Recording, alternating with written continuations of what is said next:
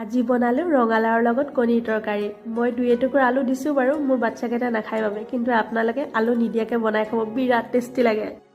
তুমি